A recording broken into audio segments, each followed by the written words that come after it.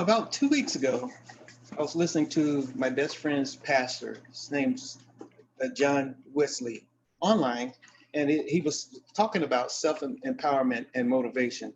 Now, people like us, and also organizations, for example, spend a lot of money listening to motivational speakers and speaking about empowerment and motivational speakers that are speaking about motivation and empowerment.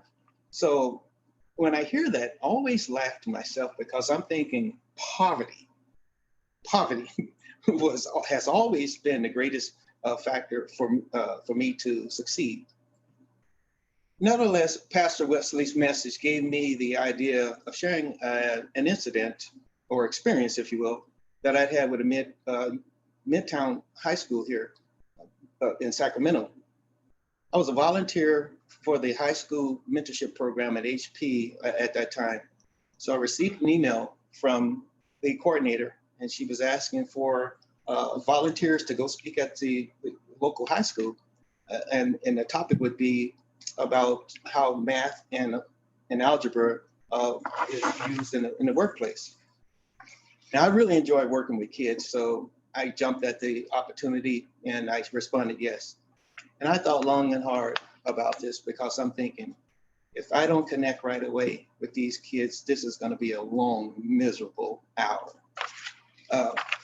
And as you can, as I suspected, those kids were expecting a nerdish kind of guy to come in, white shirt, black tie, and just speaking with a vernacular and personality, say like Sheldon on the TV show, The Big Bang Theory. So what I did to preempt that process was to wear my jeans, have my Nikes on, and a big, relaxed, cool-looking shirt. Now, as I walked into the classroom from the rear, and I was just mortified because I'm looking straight ahead.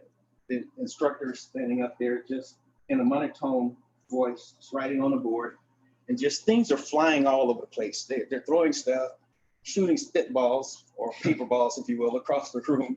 And he never stopped. He's just writing. And I'm like, what is going on here? It reminded me of a scene out of the John Belushi movie, The Animal House. So when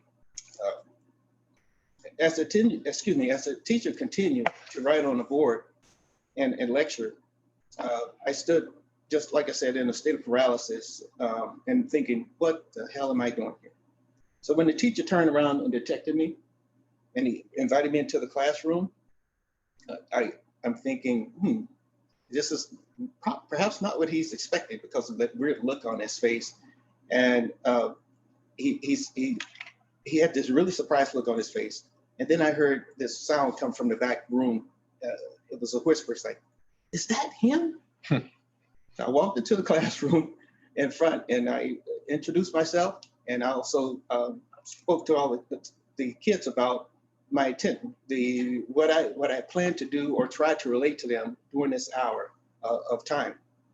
So I brought 30 crisp $1 bills and I spread them all out on the front table. And I said to them, whenever I get a correct response from you guys, any one of you, just come up front, take $1 off the table. So that captured everybody's attention momentarily. So now the teacher, just thinking back, the teacher had shared one thing with me about his classes, the class itself and their attention span. And also he made a point to tell me about this one gentleman in particular that never participated during the class, during the class instructions, or really never just spoke or engaged.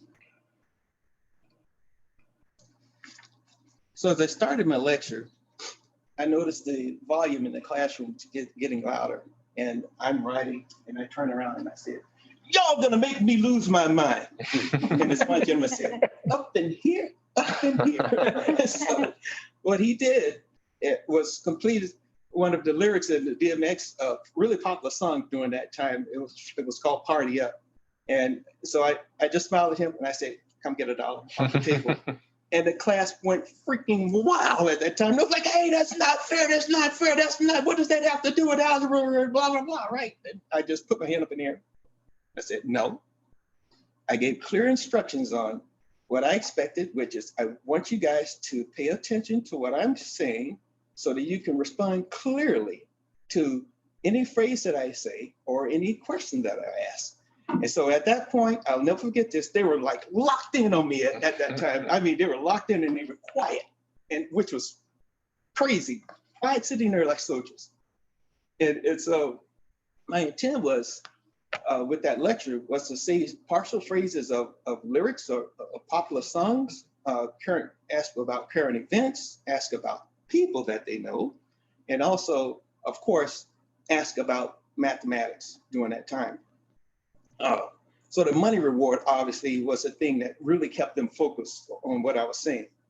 The first thing that I discussed was the order of execution for arithmetic operands. And then I went off into the, because I was developing websites at that time, and I explained to them how the computer takes information of user-defined spaces on the computer screen and how that correlates with the XY coordinate systems that they were studying during that time. And next, I split the class up into 3 groups. And this is where it became fun. And each group had a leader. And what I did was rotated the leaders within those groups, because the group that created the, the teams that answered the questions. I had written 3 different problems on the board, but the integers were different, so that they couldn't leverage off of each other. So the group that got the problem correctly, the leader picked the dollar up off the table, so that there would be some equity within that time. But most importantly, and what impressed me the most was that I had those kids working and completing problems as a team. So that money went fast. Everybody was waving their hands, just trying to answer questions. And the one thing that resonated with me the most after that was all over was the fact that that young gentleman that the teacher had made a point to talk to me about at the beginning of the class came up to me in front of the teacher and said, "This was fun. I get it. You should be teaching this class." And I was shocked, didn't know what to say. But hopefully that teacher, his takeaway from that whole experience was that find a way to motivate these kids. And what I did was I pulled that young man over to the side and I spoke to him about an experience that I had in a tough class, where I went to the library and I started looking for different references because the book just made no sense to me. And guess what? I found a book that had been written by the instructor.